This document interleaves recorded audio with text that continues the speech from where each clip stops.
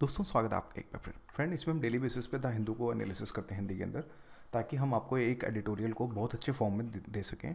अगर मान लीजिए कोई एक न्यूज़ आती है तो उसको हम पहले ये समझाने की कोशिश करते हैं कि मुद्दा क्या है, प्रॉब्लम्स क्या क्या हैं, इसके सोल्यूशन क्या क्या हो सकता है और आगे का रास्ता क्या क्या निकल सकता है। तो उसी कंटेस्ट में हम सभी एडिटोरियल्स को बहुत ध्यान से समझ के, और हमें जो लगता है कि हाँ ये एडिटोरियल मतलब इसमें मेंस में कुछ आ सकता है, तो हम उसी एडिटोरियल को जो टारगेट करते हैं। इसमें अभी इन फ्यूचर में काफ़ी कुछ और चीज़ें भी ऐड करी जाएंगी, हैव पेशेंस। तो आज के टॉपिक को अगर हम समझने की कोशिश करते हैं, देखिए दोस्तों, आज का क्वेश्चन अगर बात करें इसरो से लेके है। क्वेश्चन यहाँ पे कंटेस्ट ये है कि जिस तरह से इसरो है, जैसे कि आपको पता है कि इसरो जो है कि गवर्नमेंट एजेंसी है, तो क्वेश्चन यहाँ पे ये उठाया जा रहा है कि क्या प्राइवेट फर्म्स को इसरो के अंदर लाया जाए, मतलब कि एक कंट्रीब्यूशन की तरह, मतलब कि जिसे बोलते हैं ना कि थोड़ा कंट्रीब्यूशन करके, मतलब निजी क्षेत्र को इसमें भागीदार बनाया जाए या नहीं बनाया जाए, उसी के ऊपर ये पूरा का पूरा आर्टिकल हमें जो है देखने को मिलता है। तो क्वेश्चन अगर हम बात करें तो ये आपका जीएस पेपर 3 साइंस टेक्स्ट से लेके ये डायरेक्ट वहाँ पे जो है क्वेश्चन बनाया जा सकता है। अगर हम इसरो के प्राइड के ऊपर अगर हम बात करें तो पहले क्वेश्चन को समझ लेते हैं कि भारत के अंतरिक्ष उद्योग में निजी क्षेत्र की भागीदारी में बाधा डालने वाले कारकों का परीक्षण कीजिए और निजी क्षेत्र की भागीदारी बढ़ाने के लिए महत्वपूर्ण उपाय सुझाइए। यानी कि यहाँ पे अगर हम बात करें तो यहाँ पे 2 पॉइंट निकलते हैं। कहने का मतलब ये है, जो एक क्वेश्चन है जो भारत के अंतरिक्ष उद्योग में निजी क्षेत्र की भागीदारी में बाधा डालने वाले कारकों का परीक्षण, यानी कि जो भी निजी क्षेत्र की जो भागीदारी में बाधा डालते हैं उन कारकों को पहले लिखना है। पहला क्वेश्चन ये है। दूसरा ये है कि निजी क्षेत्र की भागीदारी बढ़ाने के लिए महत्वपूर्ण उपाय सुझाइए, यानी कि हमें निजी क्षेत्र की भागीदारी बढ़ाने के लिए हमें कुछ उपाय यानी कि कुछ सॉल्यूशंस जो हमें यहाँ पे देने हैं। ये 2 तरह से चीज़ें हमें निकल के आती हैं। तो न्यूज़ में हमें, एडिटोरियल में हमें ये देखने को मिलता है कि खबरों में आखिर क्यों रहा है ये, कि 1957 में स्पुतनिक जो आपका यूएसएसआर, जब आपको पता है कि जब रशिया जब पहले मतलब कि डिवाइड नहीं था, यूनाइटेड था, तो उस समय 1957 में ये रेस, अगर हम बात करें अंतरिक्ष की जो रेस, बेसिकली रशिया ने स्टार्ट करी थी, जिसमें उसने एक प्रशिक्षण यानी कि चीज़ें लॉन्च करने के बाद अंतरिक्ष की दौड़ फिर से शुरू हो गई थी। यानी कि पहले रशिया ने स्टार्ट किया, फिर उसके बाद अमेरिका कूदा, कि अमेरिका ने भी बोला कि हम जो है सैटेलाइट्स जो है चीज़ें लेके आएंगे, ये सब चीज़ें हैं। अगर हम इंडिया के कंटेस्ट में देखें तो देखिए हमारा SLV यहाँ से स्टार्ट हुआ था और आज हम GSLV Mark 3 की तरफ हम बढ़ गए। देख रहे हैं, पहले हमने रॉकेट, इतना छोटा रॉकेट भेजा था और आज के समय आज हमारा देखिए कितना एक बड़ा एक हैवी रॉकेट जो हमें देखने को मिलता है। तो पहले रॉकेट को समझ लेते हैं। अगर हम इसके इसरो के कंट्रीब्यूशंस को अगर हम देखें इसरो, तो देखिए SLV 3 ये कुछ इतना था। इसकी देखिए हाइट देखें तो ये है, कुछ ये है, पे लोड देखें यानी कितना ये ऊपर से जो मास जो है, अगर बात करें किसी चीज़ को लेके जा सकता था, तो उसका पे लोड जो था वो 40 kg था। यानी कि आप समझ रहे हैं, 40 kg सिर्फ ये पे लोड जो है लेके जा सकता था, यानी कि 40 किलो। लेकिन आज के परिप्रेक्ष्य में देखें, जिसमें हम GSLV Mark 3 के नाम से जानते हैं, इसका पे लोड देखें तो दोस्तों कुछ 4000 किलो है। आप समझ रहे हैं, पहले 40 kg और अब 4000 kg। देख रहे हैं कितना एक फ़र्क, आप देख सकते हैं कि कितना एक, हम बोल सकते हैं इवैल्यूएशन जो है हमें जो है, अगर हम बात करें तो हमें देखने को मिलता है। तो जिसके कारण इसरो ने, अगर हम बात करें अपने हाल में देखें तो काफ़ी ज़्यादा जो है तरक्की करी है। ये बात नो डाउट कि इसरो, इवन आपको पता है इसरो को बजट भी बहुत कम मिलता है, लेकिन ये प्रॉफिट मेकिंग कंपनी है। यहाँ से एक क्वेश्चन अगर हम बात करें तो ये भी उठने को, मतलब कि अगर हम बात करें तो ये भी हमें जो है समझ में आता है कि जिस तरह से इसरो प्रॉफिट मेकिंग जो है कंपनी है, क्या सभी PSU को इसरो से सीखना चाहिए? एक क्वेश्चन ये भी निकल सकता है, ध्यान से समझिएगा। क्या सभी जो PSU कंपनियों को क्या इसरो से सीखना सीखना चाहिए? तो भाई क्यों, जिस तरह से आज के समय इसरो प्रॉफिट मेकिंग कंपनी बनी हुई है, उसी जैसे सभी जो हमारे PSU, मैक्सिमम PSU हमारे घाटे में चल रहे हैं, तो उसके कहीं ना कहीं इसरो को भी, मतलब कि और कंपनियों को इसरो से सीखना चाहिए। क्या सीखना चाहिए? अगर हम बात करें एडमिनिस्ट्रेशन रिफॉर्म के बारे में सीखना चाहिए, स्वतंत्रता के बारे में सीखना चाहिए, गवर्नमेंट की कम इंटरफेरेंस होती है, इसके बारे में भी चीज़ों को जो है सीखना चाहिए। तो यहाँ से 2 क्वेश्चन अगर हम डायरेक्टली बात करें तो हमारे 2 क्वेश्चन जो है बन सकते हैं। अब मुद्दा क्या है? मुद्दा यह है कि निजी क्षेत्र की भागीदारी बढ़ाने के लिए हमें उपाय सुझाने हैं। दूसरा, हमें भागीदारी में बाधा डालने वाले जो निजी क्षेत्र के लिए कारक है, हम उसको जो है यहाँ पे इस चीज़ को जो है डिस्कस यहाँ पे करेंगे। अब आपने पता होगा कि भारत में अंतरिक्ष क्षेत्र में मूल उपकरण निर्माताओं, यानी कि जो मूल उपकरण निर्माता का मतलब यहाँ पे ये हो गया, जिसको हम OEM कहते हैं, शॉर्ट फॉर्म में लेके चलूंगा, ध्यान रखिएगा। OEM के लिए इसका बहुत बड़ा प्रभाव है और ये वैश्विक निवेशों के लिए एक आशाजनक उद्यम भी है। भाई जिस तरह से आपने देखा होगा इलोन मस्क, अगर देखें इनकी जिनकी टेस्ला की कंपनी है, बहुत बड़ी, मतलब क्या बोलते हैं, वर्ल्ड का रिचेस्ट पर्सन इस समय बने हुए हैं वो, एक तरह से देखा जाए तो। उस कंडीशन में अगर हम देखें तो कहीं ना कहीं जिस तरह से उनकी स्पेस एजेंसी मतलब कि उन्होंने जो बनाई थी, तो उसमें हम बाद में बात करेंगे। तो आज के समय प्राइवेट कंपनियों को भी इस क्षेत्र में आगे आना होगा। अगर भारत सच में, अगर मान लो अपने स्पेस को, मतलब अपने स्पेस को और ज़्यादा तरक्की की तरफ लेके जाना चाहता है, तो उसको कहीं ना कहीं मतलब कि इसरो को भी और ज़्यादा, मतलब कि प्राइवेट कंपनीज को की तरफ थोड़ा सा देखना होगा। तो उसी चीज़ को समझते हैं। अगर हम बात करें अंतरिक्ष अर्थव्यवस्था की, यानी कि हमारे जीडीपी में इसका क्या एक रोल हमें जो देखने को मिलता है, तो पहले हम उस चीज़ को समझते हैं।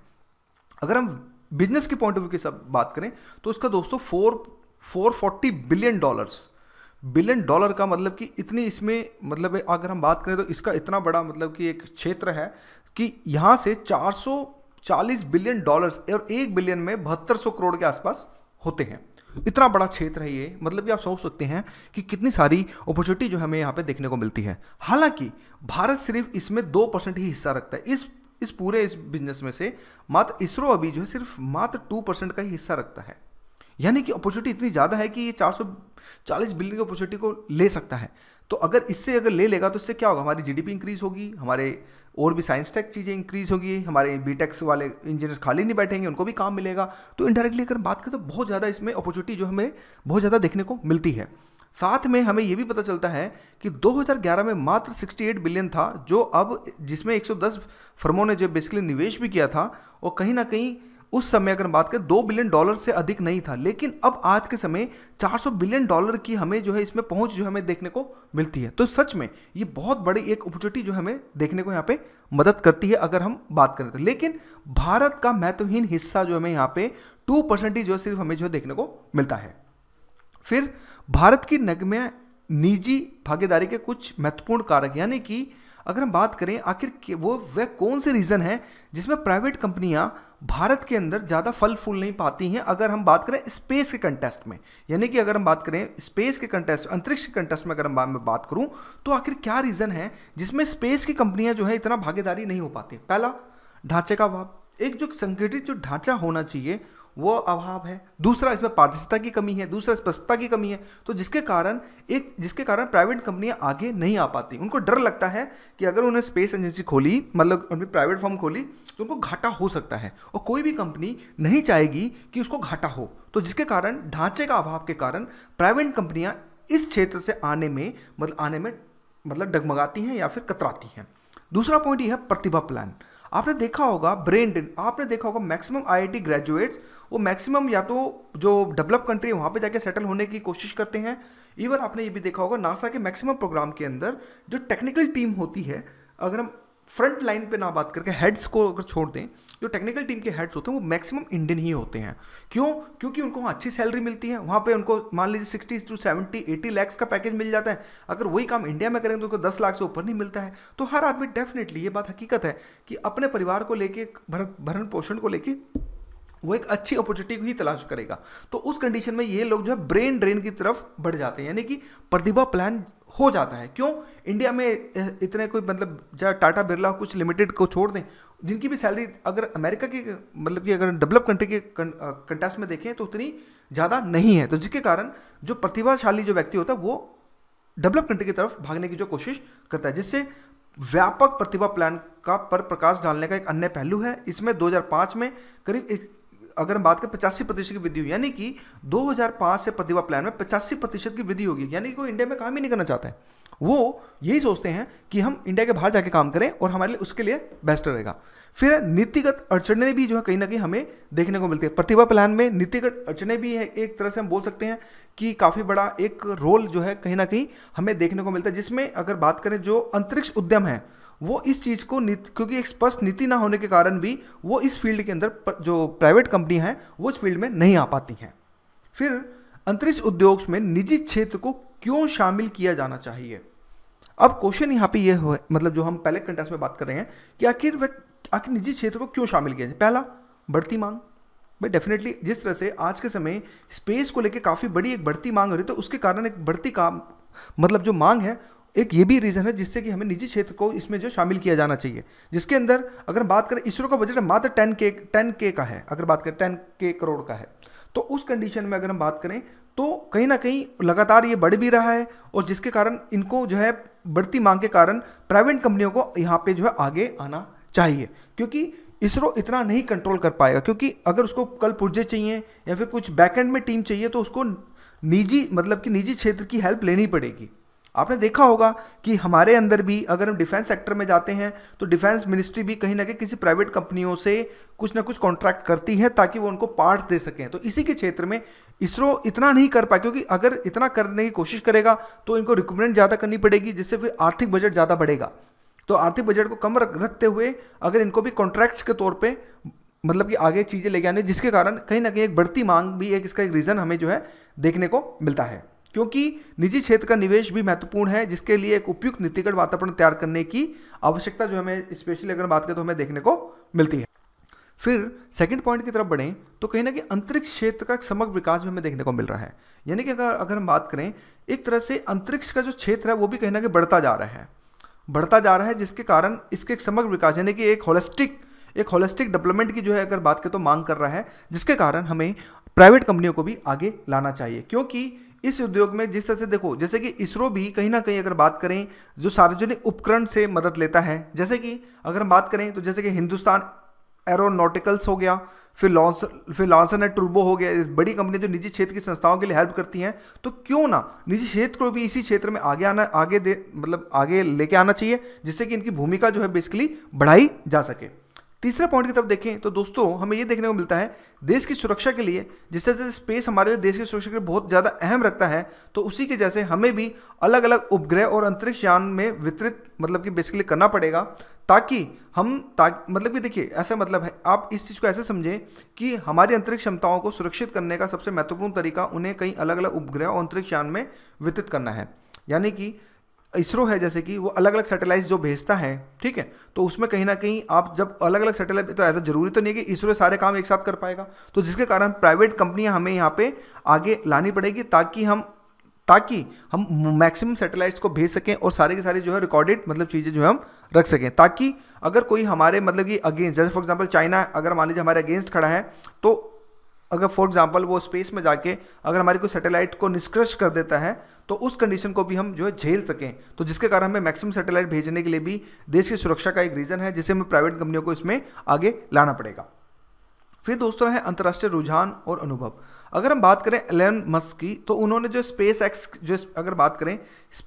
की जो इन्होंने एजेंसी बनाई है, मतलब अगर बात करें, और ये काफ़ी ज़्यादा अगर बात करें हाई प्रोफाइल परियोजना की तरफ ये मतलब निजी खिलाड़ियों को बढ़ते महत्व पर प्रकाश बेसिकली ये डालते हैं। क्योंकि देखो जिस तरह से स्पेस एक्स का जो गठन हुआ, इन्होंने रीफ्यूल्ड इंजन्स मतलब कि अगर बात करें उसको ला के इन्होंने मतलब कि काफ़ी वाहवाही लूटी, क्योंकि इन्होंने एक रीफ्यूल्ड इंजन का मतलब कि इन्होंने आविष्कार किया कि ताकि स्पेस में जो चीज़ जा रही है उसको वापस उसी सेम जगह ला सकें।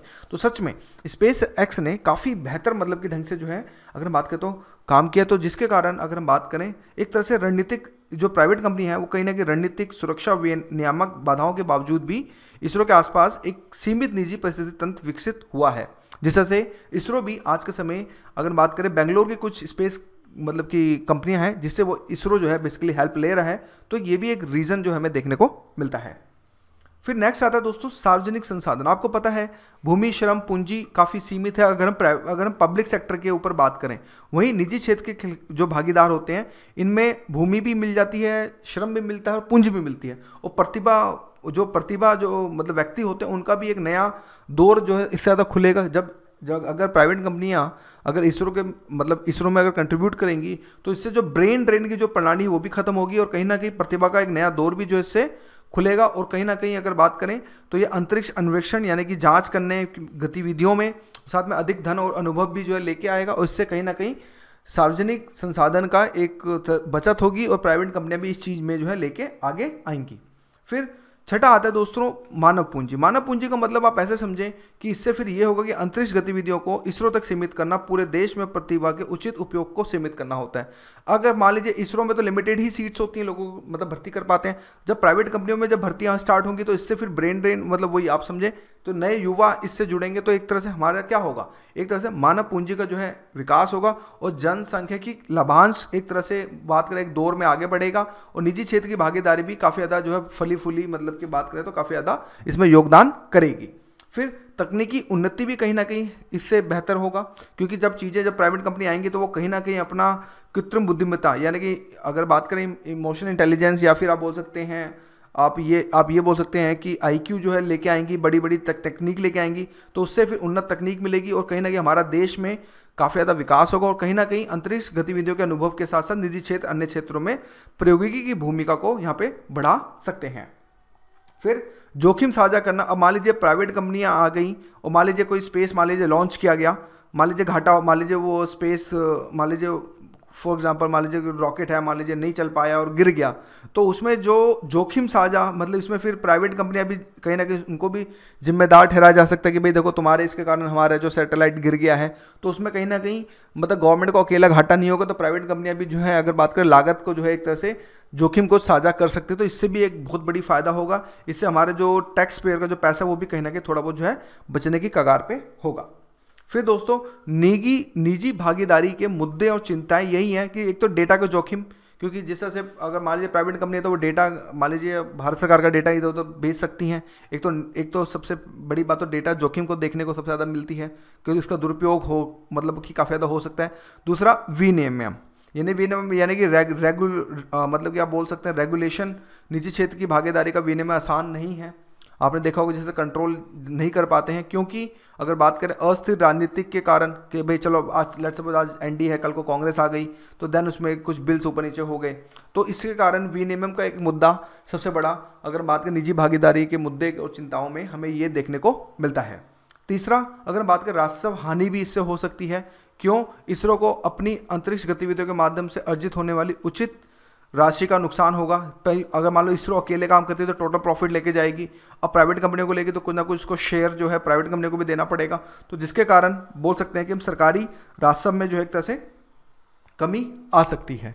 फिर इसी की वजह से अनुचित वाणिज्यिक व्यवहार, अब निजी कंपनियों को अगर अनुमति दे दी जाएगी तो उससे फिर ये हो सकता है कुछ अनुचित काम करना स्टार्ट करें, कॉन्ट्रैक्ट्स लेने के लिए नेताओं की जेब भरना स्टार्ट करें, सरकारी अधिकारियों की जेब भरना स्टार्ट करें, तो उससे हम बोल सकते हैं कि कहीं ना कहीं एक तरह से बोल सकते हैं कि दोयम टाइप की चीज़ें मतलब विकसित होंगी, जिससे कि फिर कहीं ना कहीं भ्रष्टाचार, लाल फीताशाही, इस तरह की चीज़ें इस इसरो में भी हमें जो देखने को मिलेगी। तो ये कहीं ना कहीं ये कुछ कारण जो हमें यहाँ पे देखने को मिलते हैं।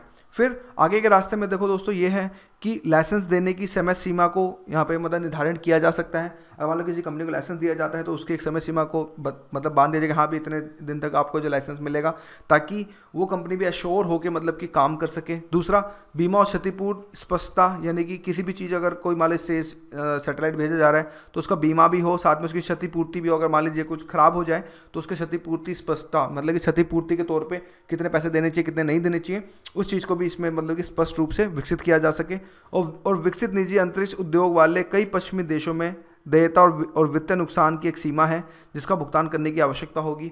मान लीजिए कोई लेट्स सपोज कोई दुर्घटना हो जाती है तो वित्तीय नुकसान के बारे में एक स्पष्ट सीमा जो है बेसिकली होनी चाहिए। और साथ में भारतीय अंतरिक्ष निजी कंपनियों को इसरो के साथ एक स्वतंत्र उत्पाद या सेवा के लिए अपनी बौद्धिक संपदा उत्पन्न करने की आवश्यकता जो है यहाँ पे हमें जो है देखने को मिलती है। तो दोस्तों ये था हमारे जीएस पेपर 3 का एक एडिटोरियल, ताकि आपको अच्छे से हम समझा सकें। बाकी इन फ्यूचर में बहुत सारी चीज़ें इसमें अपग्रेड होंगी। Thank you for watching our video.